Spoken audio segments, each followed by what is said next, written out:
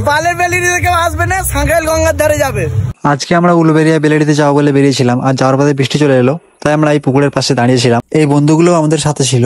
কিছুক্ষণ পর বৃষ্টিটা থেমে গেল, আর এরা নিজেদের গাড়ির সিটগুলো মুছে নিল। গাড়ির সিটটা মোছার পর আমরা বেরিয়ে পড়লাম। কিছুক্ষণ পর পেট্রোল পাম্পে এসে দাঁড়ালাম, আর এখানে যে যার কাজে ব্যস্ত ছিল। তারপর আমরা হাইওয়ে ধরে যাচ্ছিলাম, আর রাস্তাটা অনেক দূর ছিল, তাই জন্য যেতে যেতে সন্ধ্যা হয়ে গেছিল। রাস্তাটা একটু ভুলে গেছিলাম, তাই গুগল ম্যাপ ধরে আমরা চলে এলাম উলুবেড়িয়া বেলেডিতে। এখানে অনেক গাড়ি যাওয়া আসা করছিল উলুবেড়িয়া বেলেডি ঘাটের দিক থেকে।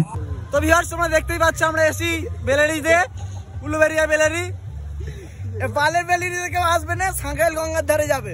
হ্যালো গাইস, বেলেডিতে 12টার সময় বেরিয়েছি যাবো বলে, আজকে সন্ধ্যে হয়ে গেছে, এতক্ষণ হয়ে গেল। তাহলে ভাবছো, আর এসে দেখছি সব গার্লফ্রেন্ড আর বয়ফ্রেন্ড বনে জঙ্গলে চুমাচাটি খাচ্ছে। আমরা অন্ধকারে কি করব? আমার ছেলে নিয়ে এসে আমাদের বন্ধুলে খাওয়াবো। সারাদিকটা পুরো অন্ধকার দেখতে পাচ্ছ, এখানে একটাও লাইট জ্বলে না, পুরো অন্ধকার দেখতে পাচ্ছ। দেখো এটা বেলেডি, এসে দেখি বি গার্ডেন, রাত্রির বেলা ঢুকে পড়িস বি গার্ডেনে। আমাদের পুরো অবস্থা খারাপ, কি বলবো গাইস।